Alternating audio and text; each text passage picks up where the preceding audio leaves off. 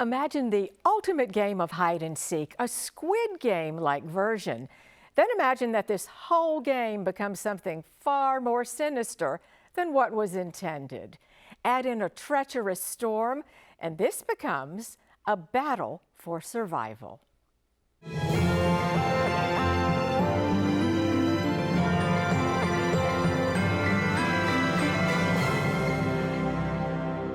I love when Lisa Unger is here. Lisa is the New York Times and internationally best-selling author of 21 books, published in 33 languages, and she's sold millions of copies worldwide. She's received numerous awards, including 2 Edgar nominations in the same year. Lisa is a master of the psychological thriller. Her latest is Close Your Eyes and Count to 10. Lisa, thank you so much for being here. Oh my gosh, thank you for having me. I love being here with you, Anne. Well, I love when you're here. Let me tell you, this book was really intense. 21 books. I can't believe we're at 21 books. I know. And they get better and better. Thank you. All right, let's start with the premise. The premise is a game. We've got social media. We have an extreme adventurer, a daredevil, and then there is this, participants are being asked to play hide and seek. Fill in as much of this part of the game if you can. Yeah, so it starts really with Adele, who is one of the contestants of the game, and she's a single mom, and she's been, you know, kind of through the ringer in her life, and she's like struggling, you know, to support her kids, and, you know, her son, Blake, is like, you know, a We Watch fanatic, which is like kind of my version of YouTube, right? And he is obsessed with this influencer. And when the opportunity comes for Adele, who's like sort of fashioned herself into like a fitness influencer, like after her husband, you know, disappeared under sort of dark circumstances, she like sort of fought her way back to like a power, you know, place where she was like, you know, working out and going online and doing all of that. So she's been kind of stepping into this world a little bit as well. So when her son says, "Hey mom, you know, there's this extreme game of hide and seek on an island in the Atlantic, and it's really a no-brainer, you know, you can it's a no-brainer. You can go there, and the prize is $1 million. You know, for whatever reason, Adele decides that she is going to play this game. Mav Dillon is this internet celebrity. He is this daredevil. Yeah. How would you describe him? Well, I mean, he's an interesting character because for me, like, you know, the story of the character in the book always starts way before the book begins. So for Maverick, you know, I see him as like, you know, he was this kid who was a daredevil and his mother was a photographer. And so he kind of grew up in front of the camera and doing all these stunts for everybody. And it just sort of, you know, after an injury, he sort of finds himself online where he becomes like a gaming influencer. And so he kind of crafts this life for himself and his company where, you know, he and his friends basically travel all over the world, do these extreme stunts and games, and they get more and more and more and more followers. And so, and they make more and more and more money, and their mission becomes more and more murky. And so I see him as somebody who is like kind of, you know, this type of kid who grows up in front of the camera and then doesn't know who he is when the camera goes off. But what he has is a multi-million-dollar company. Yes. And the way they make money is by doing these extreme challenges. Right. So the more followers they get, the more advertising dollars come in, and that's how their company makes money. It's a new world. It is. The setting is so crucial to this plot. The setting is a character because it sets the mood, and there's this tension. I'm sure there's a backstory. How did you come up with this place? Well, I actually, you know, it's very funny. My husband and daughter and I tend to, you know, do these kind of, you know, wild trips, and we wound up in the Azores, which are, you know, islands, an archipelago in the Atlantic, Portuguese islands. And we were about to hike the rim of a volcanic lake when a torrential storm broke, and it kind of sent us rushing back to our car. And then on that drive home, or back to our hotel, we came upon this abandoned structure in the middle of nowhere, and it was a gigantic building that looked like it had once been a grand hotel. And there were all these signs that said, you know, no entra, danger, peligro, in other words, stay away, which we, of course, interpreted as a dare. And so come right in. We interpreted this as, please come in and explore. And so that's kind of what we did.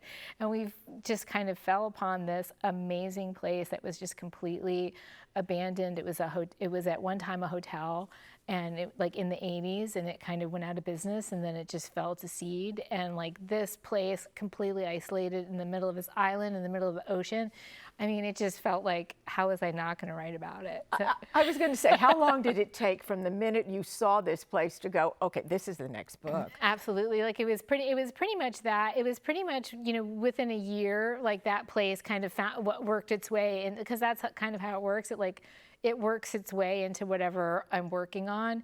And I've also been really obsessed with this idea of the media, of the social media influencer and what that means. So like the kind of 2 points dovetailed, and there's the book, Close Your Eyes and Count to 10. Close your eyes and count to 10. Let's look at the other participants. You mentioned Adele, and we'll get back to her. Yeah. But who are the others? So there's Malinka Nikki, who is she's like the first woman to do all the summits at a very young age, at 17, and she has a company of like gear, athletic gear, and so she is an adventure influencer and a retail influencer, and she's obviously chosen because of her, you know, her big followership. And she's the youngest. She's the youngest, yes. And then there's Wild Cody, who is a former like sort of nature show personality who's had a terrible fall from grace, and he's kind of like, you know, they say in the book, like he's on his redemption circuit, like he's,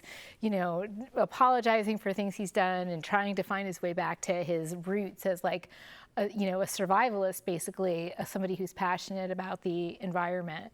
And then, of course, there's the extreme team and all the roles that they have to play in the game. And that, we're not going to give too much away about them, because that's very important to this story. You talked about Adele being a single mother. She needs the prize money. She does. She really is doing this for the money. Right. And her children, Blake and Violet, you know what I loved?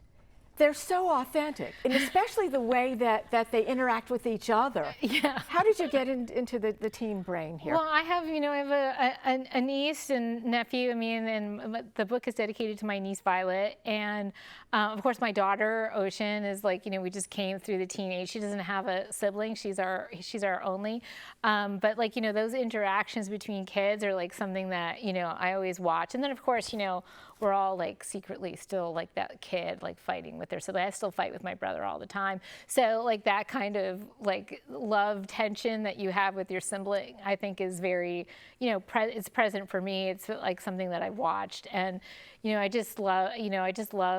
I loved getting to know them on the page. Like that's kind of how it works for me. Like, you know, no one's ever based on any one person, but I think like every character is kind of like an amalgamation that kind of comes to life as I'm writing. And they are fully defined, Blake and Violet. They really are. Yes, they were, and they actually, you know, it was funny because I wrote my first draft, and then, you know, at the end of the first draft, I was like, I just felt like I wanted more. I wanted them to have a bigger place in the story. And then when my editor read that draft, she was like, I loved it. She's like, but I loved Adele and Blake and Violet, you know, so much. Yeah, I wanted to see more of them. And I was like, yeah, okay. Yeah, so it was like, so I wound up reconstructing a little bit the book to have more, to have their place in the story be more present, because I was, you know, so I just loved spending time with them. There is this world of social media, there is gaming, there are influencers. They all come to play together in this book. Did you have to like bone up on video games? Because that world is constantly updating. Yeah, I'm kind of a research junkie, so I'm always researching stuff like this. And technology is something that, always fascinates me. And it's not necessarily, I think we've talked about this before, it's not necessarily the technology that fascinates me, but it's how that technology rewrites the way we relate to each other. And so gaming and social media and, influencing and all of that stuff, like that is a very big part of how people are relating to each other, especially younger people now. Like this is how they are connecting, how they are staying connected. So yeah, I spend a lot of time researching that and how it works, and but the interpersonal stuff, the human relationship stuff, like that's ancient, right? It's just the technology that's new. That's a great way of putting that. Yeah. In the book, well, the video game and the real world converge. And Yes. sometimes I'm wondering if in real life, if the people playing these games, if that's the same for them, if that is their world. It is in many ways. Like I saw that a lot with my daughter and her friends, like not so much my daughter because we were pretty strict about what she was able to do online. But we've seen this with so many people that we know, that life is being lived online, that it's a real thing. The relationships that you have with people are true, they're real. They're just happening in this different universe, this kind of virtual universe. But the friendships, the alliances, the enemies, all of that, like it's the same ancient code between people. It's just that you're communicating via this game. And in fact, in this book, I actually had to tap Ocean because I needed a moment where something in the game was able to impact the real world. And I was like, how would that happen? Like, how could we do that? I never talk about my work with anybody, but this is the first time I ever talked to anybody, my daughter, about help me brainstorm how we can use something from the game to affect the real world game. And so that was really interesting. The book, I said in the beginning, it's an intense read. And for me, it was anxious because I couldn't put it down. I kept wanting to find out what is going to happen next. It's hard to get an idea exactly. So what I'd love for you to do is if you could read a paragraph from when the game begins. And this would be Adele's voice. Yes. And just to set this up a little bit, it's chapter 10. This is from Adele's perspective. And throughout the beginning of the book, there's these like sort of snippets, these moments where you kind of jump ahead into the game as it's going to be played in the real world. The game had begun, the hiders all scattered. It felt primal, like a hunt beginning. There was a deep thrum of excitement, even though Adele knew she was the prey. She was alone, running up the wet path. The storm, wild, raged around her, lightning and then darkening the sky like someone flipping a switch on and off. She felt the thunderclaps vibrate beneath her feet. What was supposed to be a game now felt very real. Was she going to die here, an ocean away from her babies? She kept running, digging deep. Outrun the storm. Don't get struck by lightning. Hide. Pray that morning comes. I'm sorry, she told her kids, God, herself. I should have known better. See, I just got chills again. I should have known better. You are so good at fear. So we have to talk about fear, the concept of fear, particularly in this book. It's all the way through. Yeah, I mean, I think that, obviously, I think a lot of people turn to crime fiction to metabolize fear, both writers and readers. So if you're, I actually had this question asked of me by the Friends in Fiction ladies, what scares you, and and why do you write about it? And it's such an interesting thought that if you want to know what scares me, all you have to do is read my books. The entirety of my fear, it dwells on these pages. And I think that, interesting, especially in that particular paragraph, she's on an island in a storm, and the game has begun, and she's virtually, she's literally threatened. Her life is literally threatened, and the thing that frightens her the most is that she's an ocean away from her babies. And I think that that's true of all crime fiction, that there's this concept of the big stakes, like, oh, the fate of the free world hangs in the balance, but that's not what frightens us. What frightens us is the very small things, the things that are personal. And so, that's where I always go with my characters. I want to talk about something personal for a moment. You are, any viewer is going to look at you and see this cute, adorable, bubbly, smiling person, and that is who you are. You don't look like somebody who is going to be writing this really dark stuff. Yeah. Now, I know, because we've talked before, that as a young teen, you experienced Yes. something very disturbing. It was a classmate who was abducted and, I believe, murdered. That's right.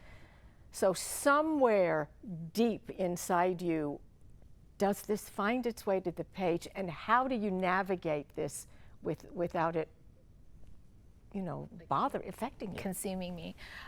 Yes, that is true. When I was 15, a girl I knew was abducted and murdered, and we lived in a really small town. It was like the kind of place where you move your family to be safe from the city. It was like, New Jersey, like just outside of New York City. And, I very much so feel in my life, in the trajectory of my life, the world was one thing before that and another thing after that for me.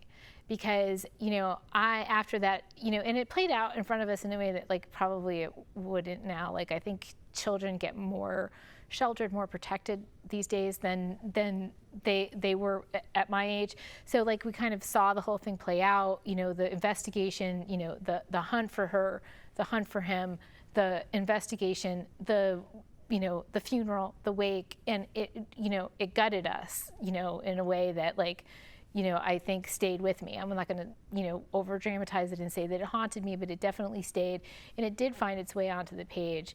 But mainly, at that time, like I had all these questions, and I had questions about people and why her, and what made this person do this thing to just a girl who was just like me, and why not me? And like, these are the questions that I had, and I put them to people who should have been able to answer, and they couldn't. Not only did they couldn't answer, they didn't want to answer, they didn't want to hear the question. So I think in a lot of ways I turned to the page to try to answer the questions that I had as a kid about people, and I think I still do that to this day. I mean, that really is the driving force through all of my novels, that I just have so many questions about people and why they are the way they are, and this is where I answer them. A good thriller needs plot twists. I mean, it's inevitable. I know I'm going to pick up your book and then things are going to change. But it has to be surprising.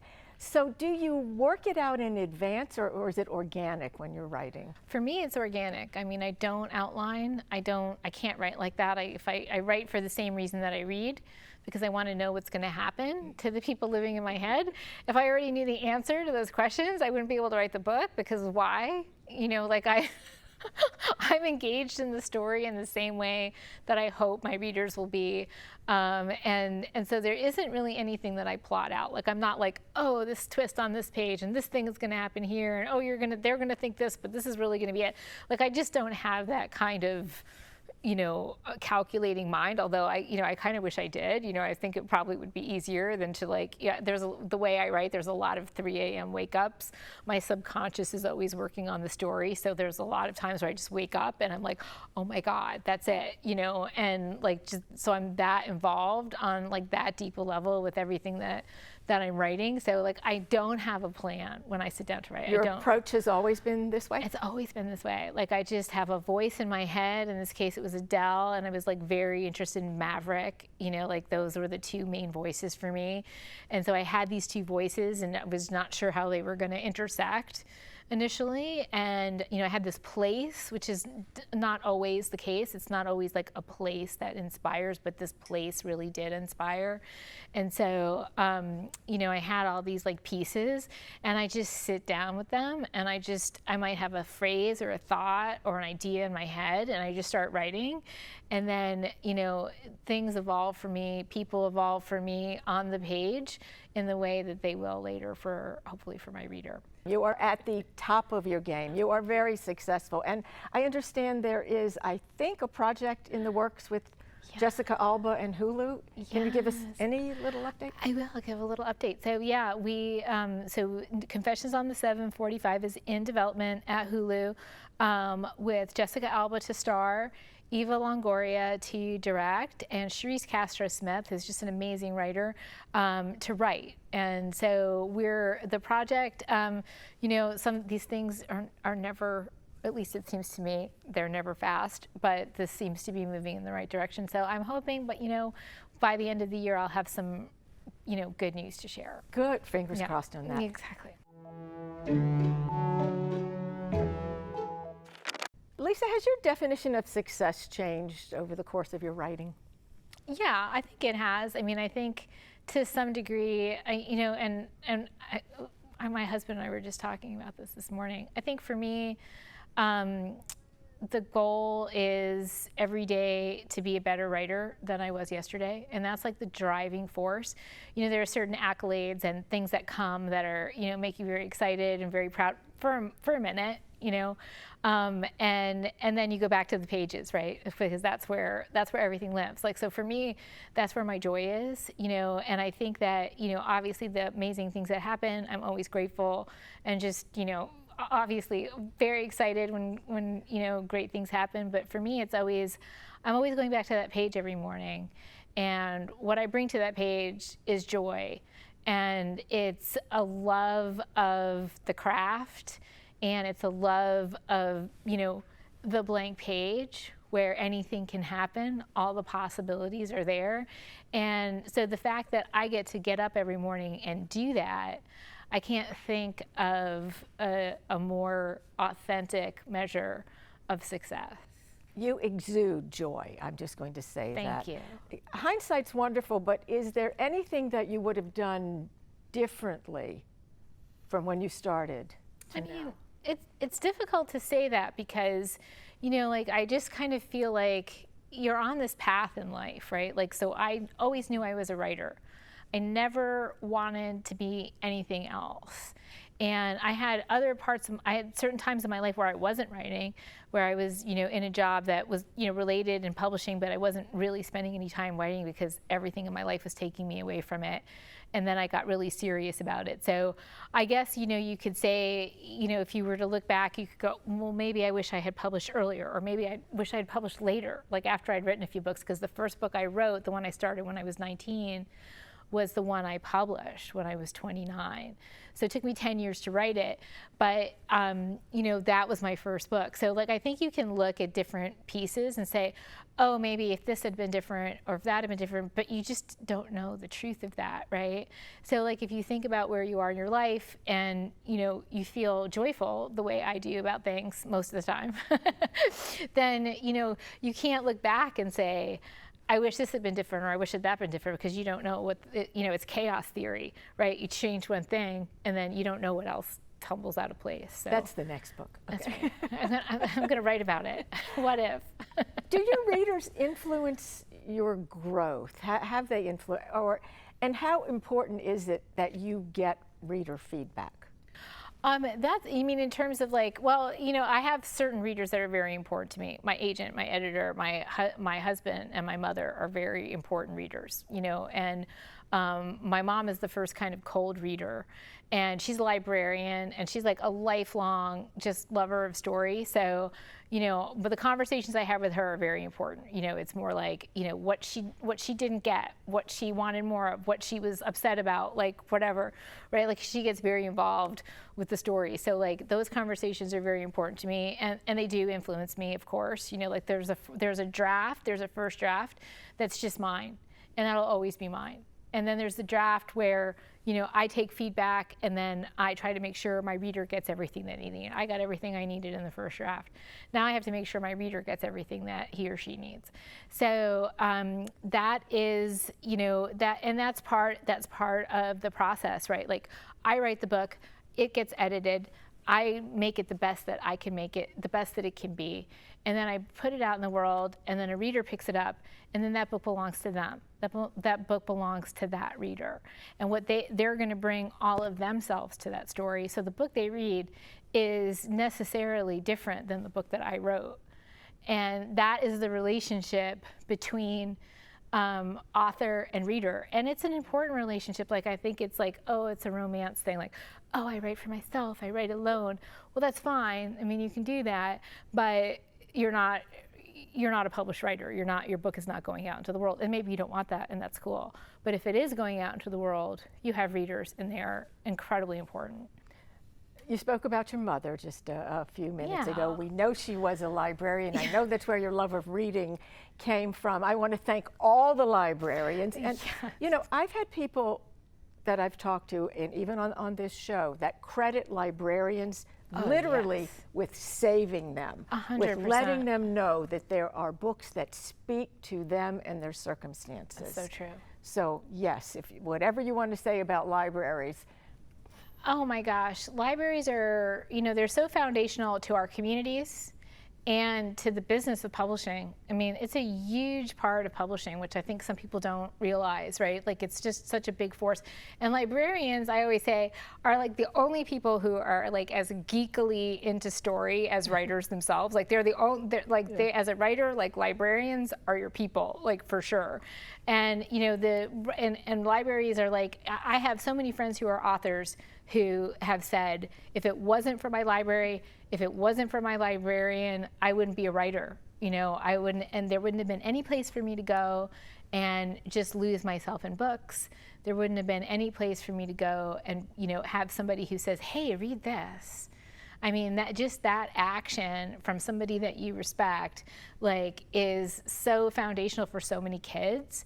And, you know, just remember bringing my daughter to the library, you know, every week for story time, and just like this big array of books that she could like learn to check out and all of that. And like, I just think they're such an important part of our communities and our industries. Did your mom let you read anything you want? She did. Yeah, absolutely no censorship. And if I could reach it, I could read it.